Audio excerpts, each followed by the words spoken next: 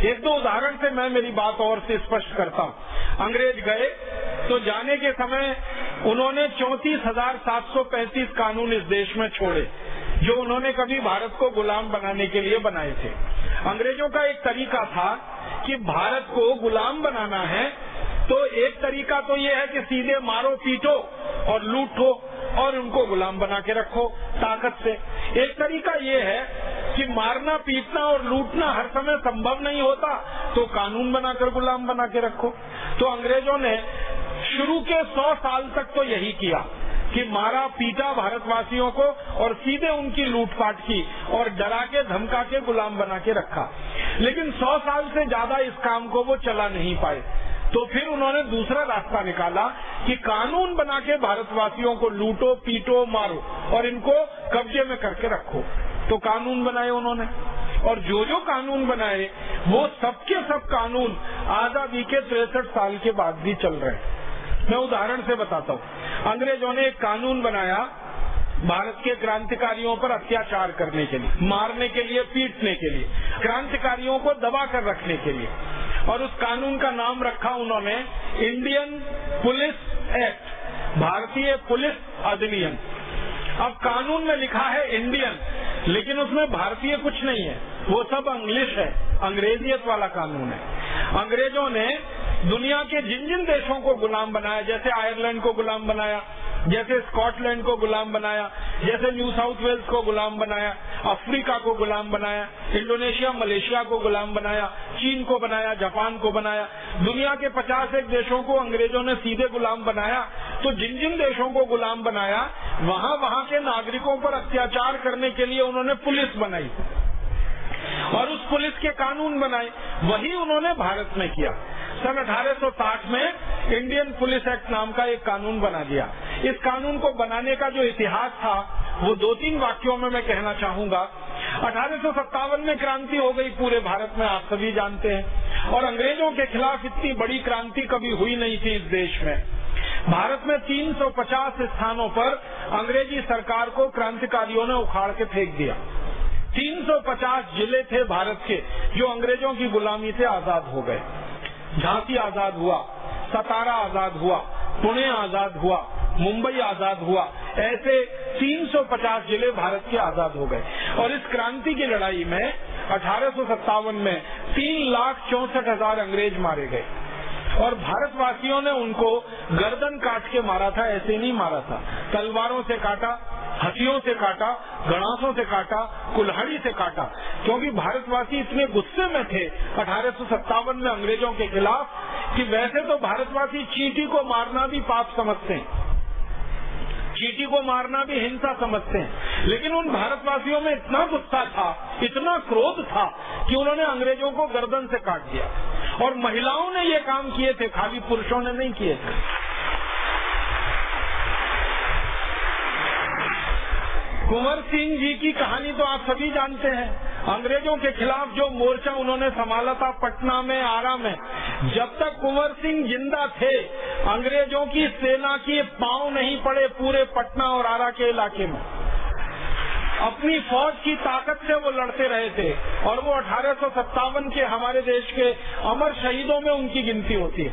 और उनकी फौज में, उनकी सेना में सबसे हैरान करने वाली बात ये थी कि जितने पुरुष थे उतनी महिलाएं थी उनकी सेना में।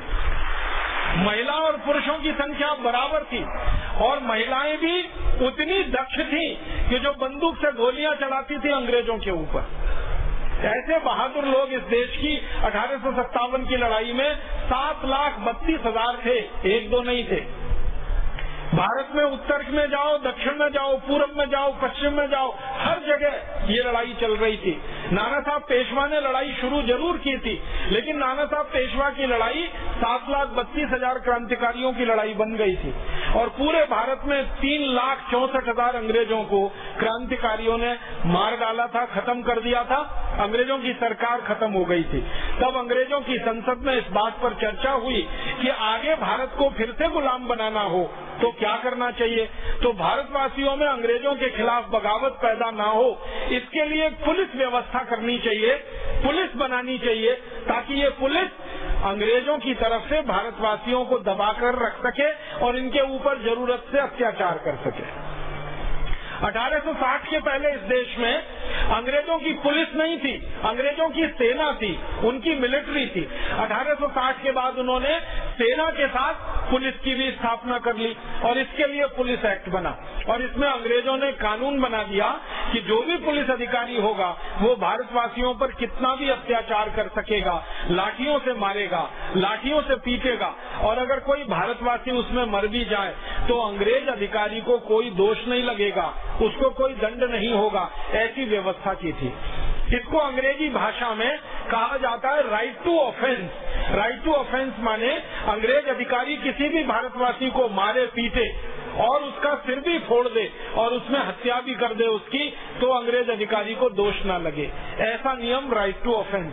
और भारतवासियों को कोई भी मारपीट अगर हो रही है तो उससे अपना बचाव करने का मौका न मिले, ये राइट टू ऑफेंस।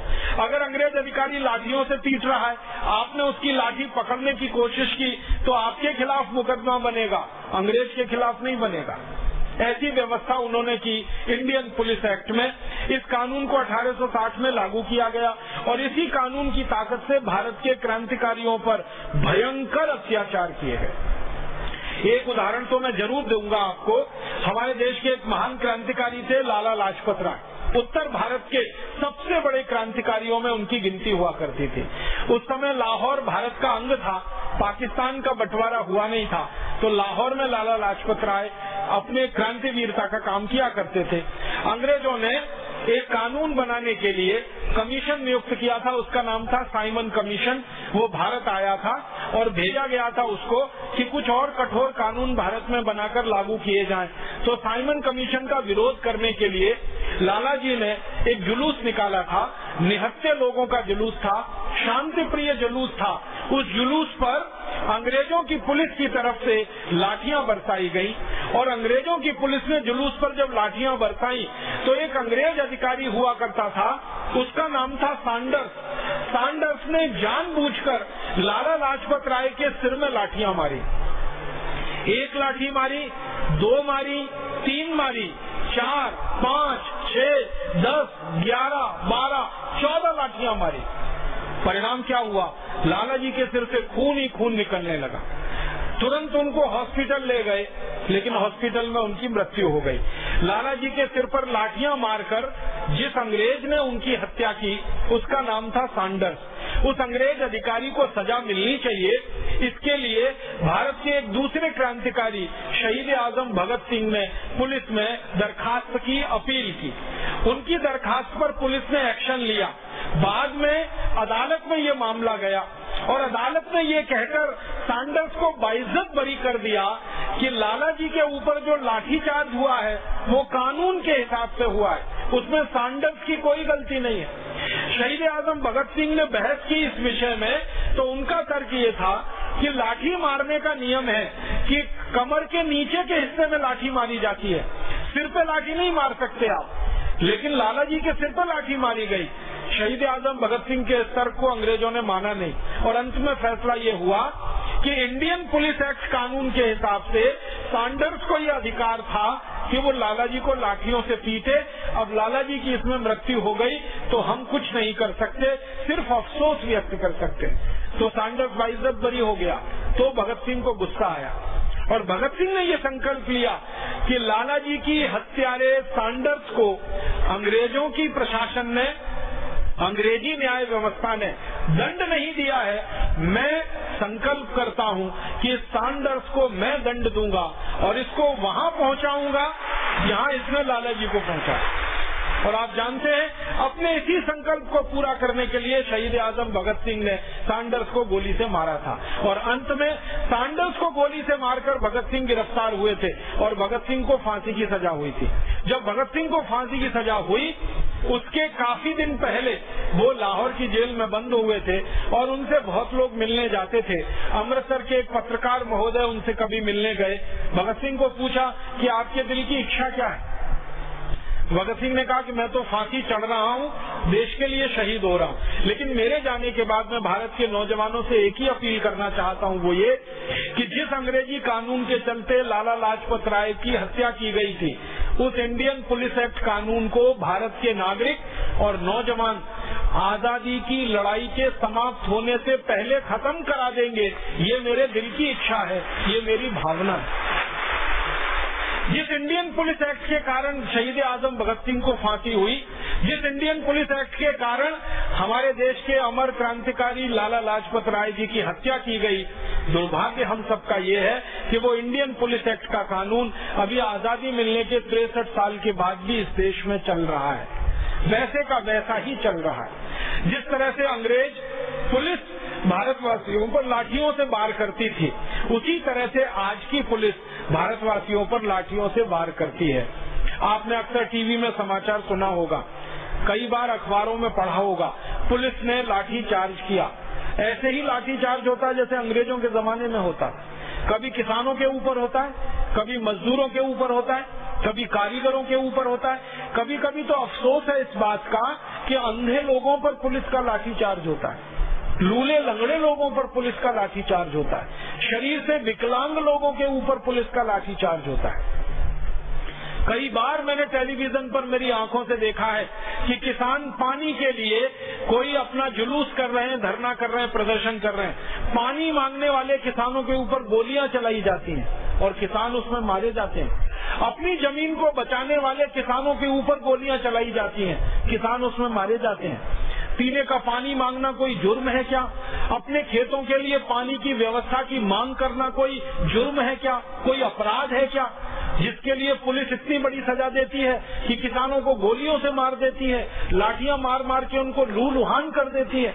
अभी थोड़े दिन पहले हमने देखा दिल्ली में गन्ने का भाव किसानों को उचित मिलना चाहिए, क्योंकि चीनी का भाव बहुत बढ़ गया है, तो गन्ने का भाव बढ़ना चाहिए। चीनी अभी 40 रुपए किलो बिक रही है, 13 रुपए किलो की चीनी 40 रुपए किलो हो गई। तो किसानों ने कहा कि हमारा 125 रुपए क्विंटल का गन्ना 280 रुपए क्विंटल खरीदा जाना चाहिए। इसके लिए दिल्ली में एक धरना हुआ, प्रदर्शन हुआ। पुलिस ने लाठियां मार मार के किसानों की कमर तोड़ दी, उनके हाथ पैर तोड़ दी।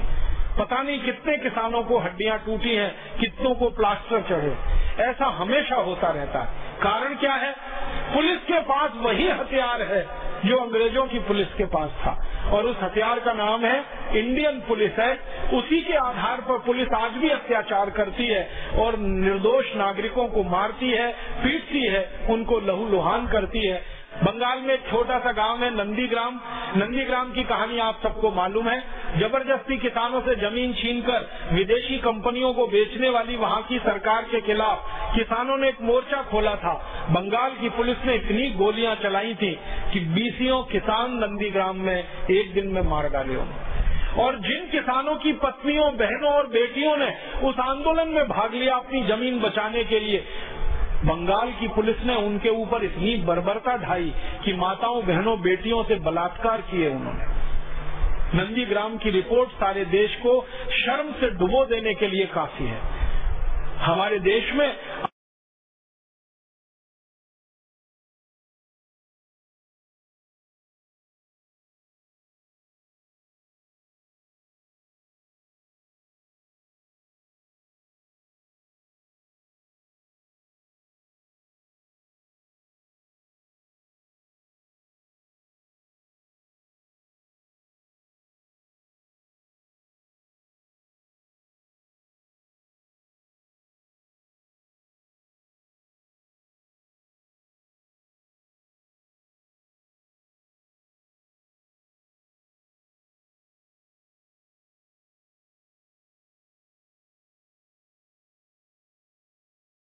सारे देश को शर्म से डुबो देने के लिए काफी है।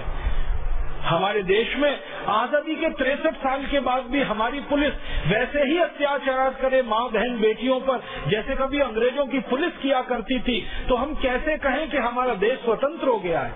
कैसे कहें कि हम स्वाधीन हो गए? मुझे तो बहुत दिल में इस बात के लिए क्रोध आता है कि शहीद आजम भगत सिंह को हम कौन सी श्रद्धांजलि अर्पित करें, लाला लाजपत राय को हम कौन से श्रद्धा सुमन अर्पित करें। उनको हम ये कहें कि लाला लाजपत राय जी, आपकी हत्या जिस अंग्रेजी कानून के चलते हुई थी, आजादी के 63 साल के बाद भी उस कानून को हम बदल नहीं पाए। शहीद आजम भगत सिंह को हम ये कहें कि जिस कानून के चलते आपने फांसी का फंदा चूमा था, अपनी पूरी भरी जवानी को देश पर लुटा दिया था, उस अंग्रेजी कानून के खिलाफ अभी तक हम कोई सफल लड़ाई नहीं लड़ पाए, उस अंग्रेजी कानून को हम खत्म नहीं करा पाए, समाप्त नहीं करा पाए। ये बहुत